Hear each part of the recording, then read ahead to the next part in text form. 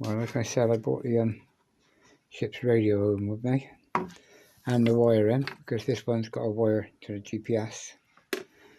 So I'm making the board up now that goes on the side of my cupboard, and it'll hold the radio there.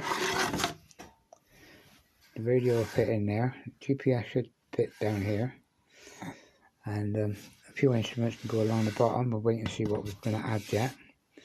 And then my little laptop will stand in there, and the big one will go across there.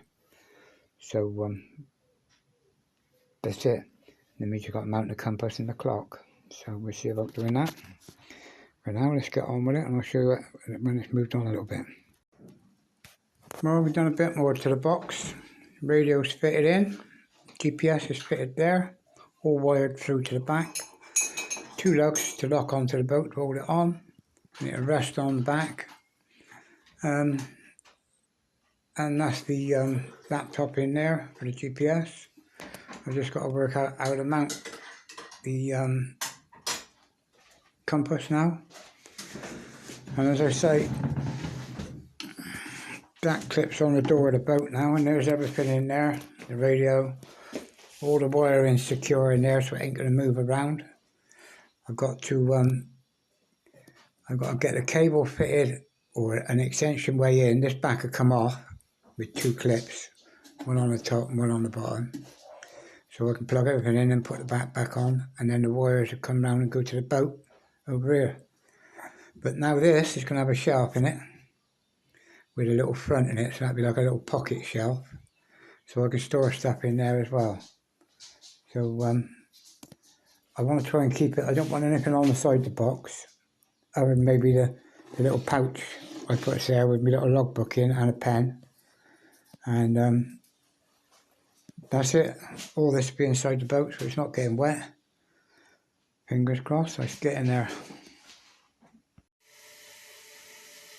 Give you some idea what the screen's going to look like when the screen's lit, and the GPS lit up, and a cut of the map all lit up. So at least I'll be about this far away from it and I can read the map. Brilliant. So not a problem. And the radio now will be inside, so I won't be out here showing hey, mayday, mayday, mayday, and steaming fucking winds howling around me. But if I need to, at this distance, I can reach in and take the radio off, and it will reach out to here. So there you go. But there you go. That now, I just got to make up some form to put that in. Oh, wrong way around. The box is obviously not square. The way I build things, nothing comes out square. But as I say, there you go. By the time that's all varnished, and that'll be good. I've got that now. Well, that mounts in now in the box. And as I say, instead of being in the doorway of my last boat, I'll see if I can show you a bit of video of it. That now will be back 2 foot inside the door. So when the storms start, I can pull the canopy cover over here, and that's all in safe. So hopefully no more electronics being blown up. Okay, I was just going to make the handle to go on there. The last thing I want is jaggy bits sticking out really. But then I realised if the battery goes down on that, this one can just clip in there. So now all I do is turn that on, and I've got the GPS on there, and the wire, this wire, can just go straight onto there. So yeah, fingers crossed, that's my backup GPS then. My other backup GPS, I've got one for here, the other one can go with that in the box to be stored, along with all the other bits I normally carry in that bag. The only thing I'm going to be stuck with is my autopilot, but that can be handled separate. So there's the box. I'll just wait and see if I can get you some pictures of it when I fit it on the boat. It needs varnishing, but obviously, and dusting. I'll do that at a later date. Well, I'll give it a coat of panelling stuff, just to get the edges covered up a bit more than anything. So they'll be a bit stiffer when I sand them down tomorrow. I won't get all 3 edges back. But getting it dry now. I don't wait for paint to dry, never have done, never will.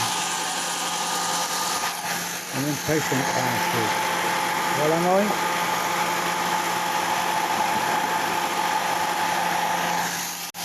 There's the back. That's dry, and we put it all back on.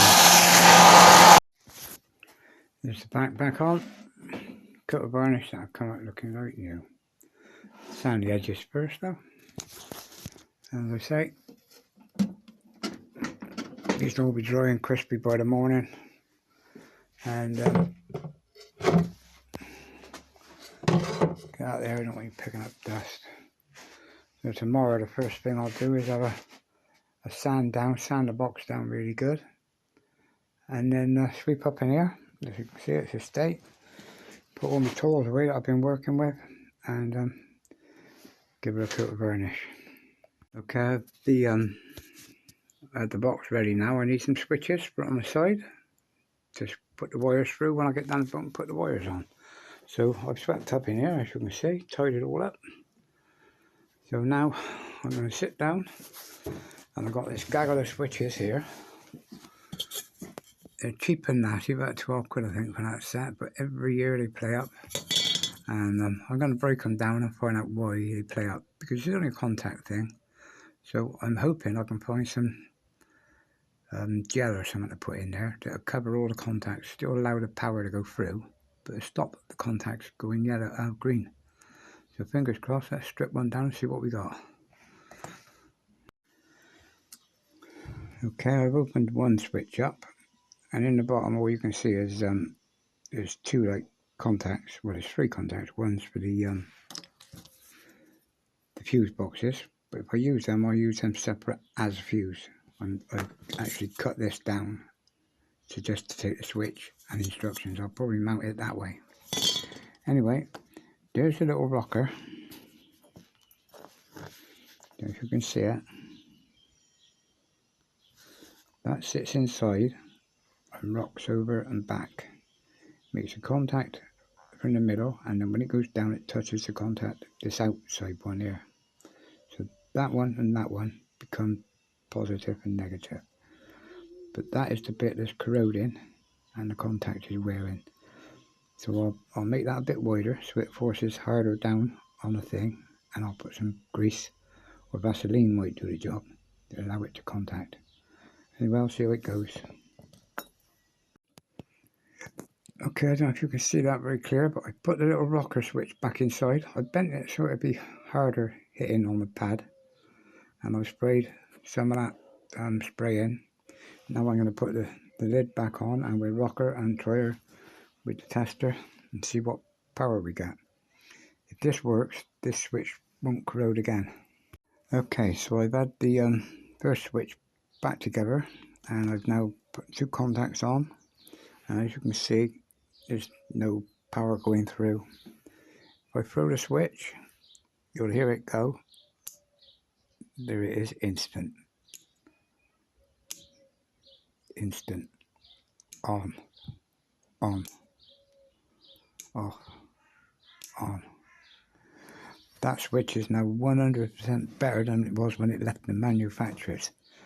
Now this is how to go sailing on a shoestring, boys. Sailing on a shoestring, do everything yourself. Obviously I can't build a radio. I'm good, but I ain't that good. Well, that little switch must have took 5 or 6 minutes. So now I've got to get on with this lot. So it's talking an hour I'll have them done. And then these, if I want, I can mount them separate and just use them as fuses, because they are fuses. I can mount them in the box anywhere I want, a row of them. Anywhere I want I can mount them. On the side, anywhere. So they're just 3 fuse boxes really, because I don't need them. These actually light up when they're under power. When this is on, it actually lights up, so you notice it's lighting up. And as I say, as long as you've got an inline switch, an inline fuse, it'll be more reliable than these. But until I test these, I don't know yet. So we'll wait and see. Sailing on a shoestring, guys. So this all works with electric. Okay, so there's the 4 switches fitted on. On position, off position, I'll put a sign up there. I've got some stickers up on the wall there that go on here to show me what's what. So that's that job done. Let's see what we can do next. Well, I fitted all the electrics in the back, and I've now given her a coat of varnish. One quick coat. It's water-based stuff, but this is interior anyway. So that's looking okay. The side's looking okay now. It looks a little bit old, which is good because it looks like it's original for the boat. Switches are all working perfect, and I've got the fuses, and the front now is all looking brilliant. And as I was saying, my toilet will come along here, the toilet door, and that goes up the side of the toilet and catches on two brackets that hold it in place. So there you go. You've seen the tablet go in there and a GPS in there.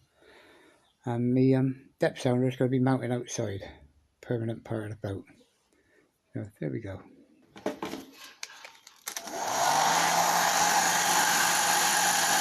Well, that's 2 coats of varnish. I like to say, in Pete's garage, I'm afraid we don't wait for paint to dry. Well, I'll give this another coat now. In half hour's time it'll all be done, finished, dry, spotless. Who waits for paint to dry? Not me. I'm an impatient fucker, I'm sorry to say. Well, it looks like I'll be cleaning up in here again tonight. So, I want to show you the finished object out in the light. I can show you all the way around. There it is with the screen. The screen's lit. GPS is in. That fixed is in, molds it. Radio. Switches that I can't wire until I get down a boat and have the power supply. And there's the back.